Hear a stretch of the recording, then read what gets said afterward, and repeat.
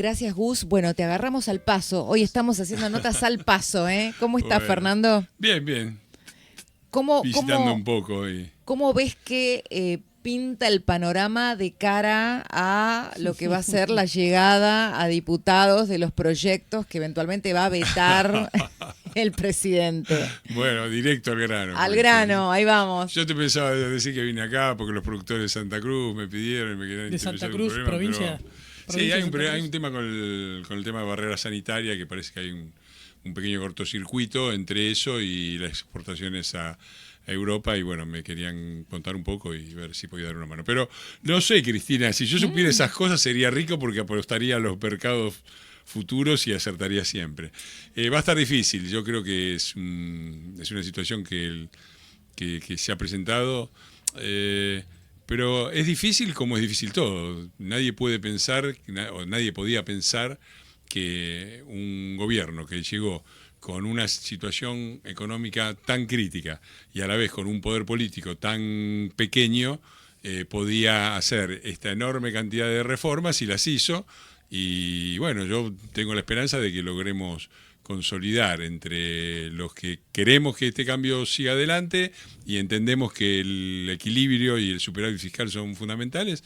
Ojalá podamos volver a consolidar el apoyo al veto del presidente. Hoy no están, ¿no?, los votos. Hoy los 86 votos no están. Yo creo que hoy no es una situación etérea, es difícil. Claro. Están demasiadas monedas en el aire, ¿no? Lo de la provincia de Buenos Aires, recién se produjo el cierre, los heridos, los no heridos, qué dicen los gobernadores, cómo sigue. Están demasiadas monedas en el aire. Tienen que trabajar, creo que el jefe de gabinete, Guillermo Francos, es el encargado de tratar de atar un poco esto. Y bueno, es la función de él. Ahora, y espero que tenga suerte. Fernando. Vamos al rotativo. Perfecto. Y después seguimos con el diputado Fernando Iglesias. We could stay home and never leave, never leave.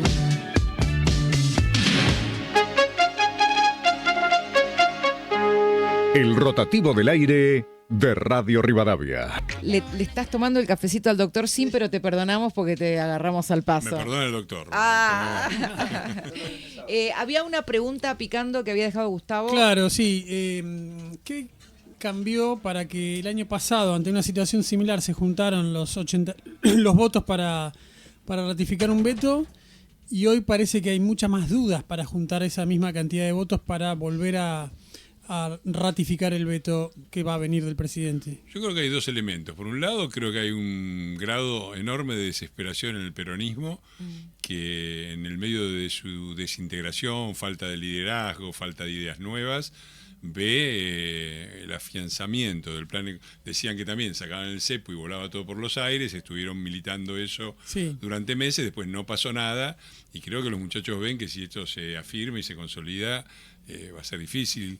No digo que desaparezcan, pero es difícil que vuelvan a tener el rol que han tenido. Primero eso, y segundo es un año electoral, entonces levantar temas sensibles. Es decir, ¿qué hace el peronismo? Levanta todos temas que tuvieron durante 4 gobiernos con mayorías parlamentarias y en la mejor situación internacional de la historia argentina no pudieron solucionar. Los jubilados, el Garraham, las pensiones por invalidez, todos temas sensibles. Sí.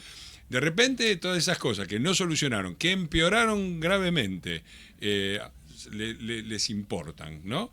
En el medio de la campaña electoral. Bueno, eso está muy claro, que tiene un interés político, que es utilizar de manera vergonzosa a la gente y a la gente que está en situación vulnerable, porque los problemas efectivamente existen, pero existen justamente por esta política. Y también tenés un grupo ahí de gente o desorientada, o no quiero ir más allá, que les hace el coro, ¿no? Que los acompaña como si tuvieran algún mínimo de credibilidad. Lo que me genera interrogantes es que los vetos del año pasado eran cuando el gobierno recién arrancaba, no se sabía bien qué podía pasar. Creo que temporalmente, ¿para cuándo fue el veto ese? En agosto y septiembre fueron los meses más difíciles, pero no tenías a los gobernadores pidiendo plata. No, bueno, pero pasó, déjame hacerte una observación. Tenés 18 meses de superávit, tenés inflación a la baja. Está bien, tenés pero hay varias cosas. Cuando digo que hay elección me refiero al interés de aparecer como defendiendo causas nobles. Sí, por supuesto, sí. Pero digo también que muchos toman la participación o el crecimiento de la libertad avanza en las provincias o la presentación de lista como una amenaza. Como una amenaza. Y la verdad es que uno puede llegar a entenderlo, pero también tiene que entender que el presidente llegó sin una estructura y es razonable que quiera armar un partido. Fernando, Eso me parece. Y además lo de un año, fíjate el plazo de un año, nos pasó también con Cambiemos, porque el primer año, no sé si te acordás, Massa y todo ese sector votaron con el gobierno las primeras medidas. Ahora, se pasó del primer año no electoral al año electoral y se acabó la amistad, ¿no? Fernando, en ese sentido, la elección de medio término también marca la segunda fase del gobierno, ¿no? Porque una cosa son los 2 primeros años, me parece, enfocados a la estabilización de la economía. Vos hablaste de la crisis que encontró el gobierno, el incendio que tuvo que apagar cuando asumió Milei. Pero también vienen 2 años donde para las reformas que necesita el plan económico o el modelo de Milei hacen falta otros consensos. Políticamente, ¿qué desafíos ves y qué ajustes debería hacer el gobierno en su forma de enfocar la política? Mira, sí, es exactamente así. Creo que estos primeros 2 años era Milei con la manguera entrando a apagar un incendio y que ponerse a notar sutilezas era completamente fuera de lugar, impropio y a contramano de lo que se necesitaba. También es cierto que desde muchos puntos de vista, desde el punto de vista económico, pero también desde el punto de vista político, porque la gente dice, bueno, ya me bajaste la inflación, ¿y ahora cómo sigue esto? Eso cada vez va a estar más presente y por supuesto va a depender de la capacidad que tenga no solo el gobierno, sino también los sectores privados de impulsar una economía que cree trabajo y empleo de calidad. Así que en eso no. El gobierno piensa en esto y también piensa en un eventual segundo mandato, donde también va a haber reformas.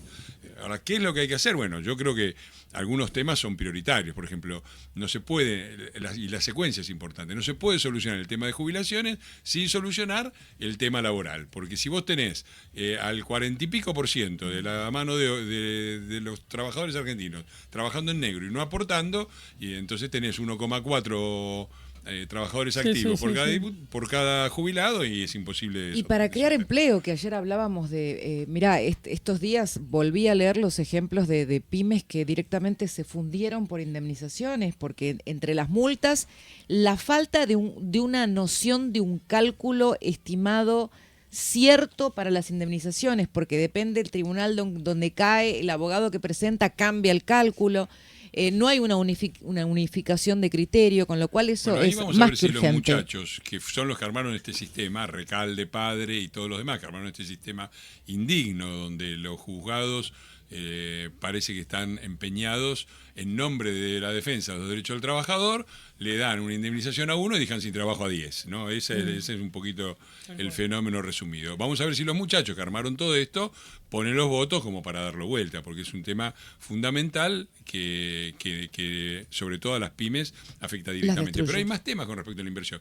Por ejemplo, ahora el gobierno está teniendo el país está teniendo un índice de inversión relativamente alto porque está entrando mucha inversión y por eso también el tipo de cambios se había, entre comillas, atrasado, estaba cara a la Argentina, porque entró mucha inversión en los sectores más rápidos, que son minería, combustibles, litio, hay interés en todos lados.